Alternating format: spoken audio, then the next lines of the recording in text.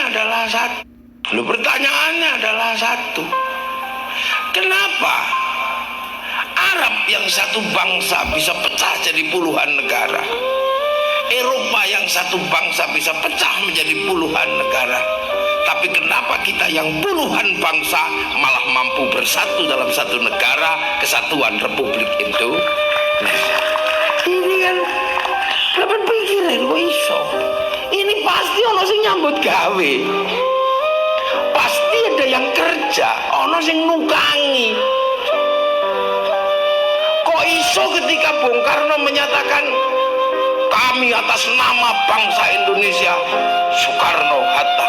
Kok liyane? Ngono coba. Ini enggak masuk akal sampean anak milenial. Bayangkan ketika Bung Karno menyatakan atas nama bangsa Indonesia, Soekarno, Hatta. Kok tiba-tiba Jogja, Bung, aku melu gitu. Loh, Sultan Hamengkubuwono ke-9 itu raja dengan batas wilayah Sukowonogiri sampai Pagelen Purworejo. Kok misalnya ngeyel moh ngono ora apa-apa. Dan tetap raja, tapi semangat kebersamaan yang dibangun oleh bangsa ini membuat beliau bersatu dengan negara Kesatuan Republik Indonesia. Yang dikorbankan bukan tanah 1 meter, tapi tanah dari perbatasan Wonogiri sampai Pagelen.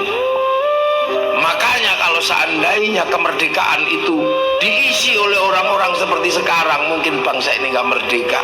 Karena orang sekarang kadang tanahnya kena 1 meter bisa sampai Mahkamah Agung. Ini jiwa yang dibubarkan. Siapa yang bangun dulu? Raja Cirebon, raja di Lombok sana, raja di Banjar, raja Bone, seluruh iya Bung, kami bersatu membangun bangsa baru, negara Kesatuan Republik Indonesia. Berbeda-beda tetapi tetap satu tujuan. Hebat orang-orang. Ada orang-orang besar atas nama bangsa Indonesia. Semua ribut. Ini dasarnya apa? Harus pakai agama, harus pakai ini. Kurang alim apa? Hadratus Syekh Kiai Hasyim Asy'ari kutubu sitapal. Tapi begitu tercetus Pancasila, beliau mengatakan ini sudah sesuai secara syar'i. Tapi hari ini orang sing hafal hadis telu ngeyel umum. Ki Bagus Hadikusumo semua hebat lu terima. Ono panglima perang jenenge Jenderal Sudirman berangkat perang, paru-paru ini separuh. Berangkat perang, wis ora mikir mati gerilya mulai dari perbatasan Banyumas sampai Malang bergerilya. Paru-paru ini separuh, gak iso mlaku ditandu. Orang-orang seperti inilah yang akhirnya membuat bangsa ini bisa bangkit dan bersatu. Saiki BPJS kurang sakniki ngamuk coy. Dari bangsa zaman berubah sampean kebagian zaman milenial. Makanya kalau mengukur bangsa ini kita ukur mundur ke belakang. Bahwa bangsa ini bukan sesuatu yang sederhana tiba-tiba menjadi seperti ini. Mesti ono sing nukangi. Sing nukangi sapa? Sing nukangi bangsa ini menjadi bangsa yang santun, menjadi bangsa yang mengerti berbeda-beda. Sing nukangi yo mbah-mbahe dewe, mbah-mbahe dewe, nenek moyang kita. Ya, banyak ini nenek moyang kita.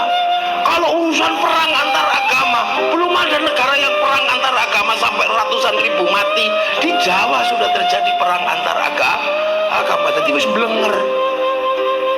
Itu sekitar tahun 800 antara Wangsa Sanjaya sama Wangsa Sailendra. Wangsa Sanjaya Hindu dipimpin Garung, Wangsa Sailendra dipimpin oleh Balaputra Dewa. Ini perang di Cibuto. Wangsa ini bertarung, Buddha Balaputra, sing Hindu Sanjaya. Wala tawur irano entek. Sampai Raja Sanjaya takut karo palike. Mate aku gini, palikku kuat. Jenenge Semaratunggal. aku bisa mati wis lungoy. Akhirnya ada orang namanya Panuko pergi ke India belajar ilmu arsitektur.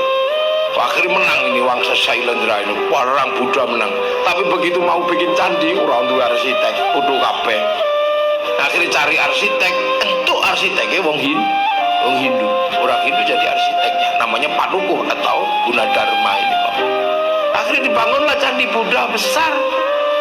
Candi yang besar candi Buddha namanya Sambara Budura. Arsiteknya orang Hindu, mula candi Buddha modelin Hindu.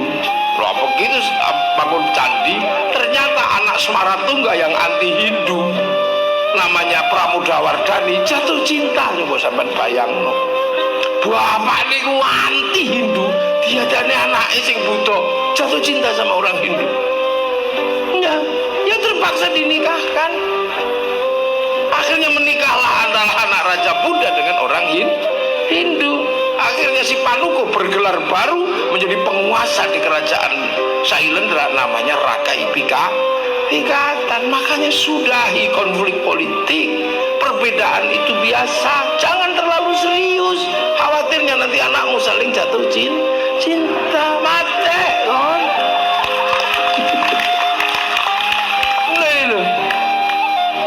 Akhirnya kemudian yang Hindu dibikinkan candi namanya Prambanan di bawah asuhan Lokapala, anak Semar, anak Raka Ikatan.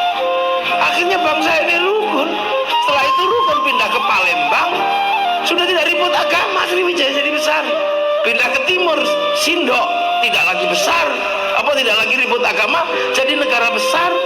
Bangunlah Singasari, tidak lagi ribut agama, maka keduanya menjadi bangsa besar. Dan begitu zaman Majapahit, semuanya saling rukun, saling jaga. Yang Hindu jaga Buddha, yang Buddha jaga Hindu. Akhirnya dirukunkan oleh seorang pujangga besar namanya Empu Tantular, nulis kitab Sutasoma, yang di situ ada kalimat-kalimat yang dikenal dengan Bhinneka Tunggal Ika. Jadi kerukunan bangsa ini sudah ada semenjak dulu. Makanya kemudian saling jaga. Kalau tidak ada apa-apa, tidak ada saling jaga. Tapi begitu ada apa-apa, ada banser jaga gereja, ada pecalang jaga Jumatan. Itu jangan disalahkan, karena itulah warisan asli bangsa Indonesia. Orang nggak ngerti. Begitu orang New Zealand sekarang jaga masjid. Karena apa? Ada konflik. Kalau nggak ada apa-apa, nggak ada apa-apa. Ini dari dulu bangsa ini.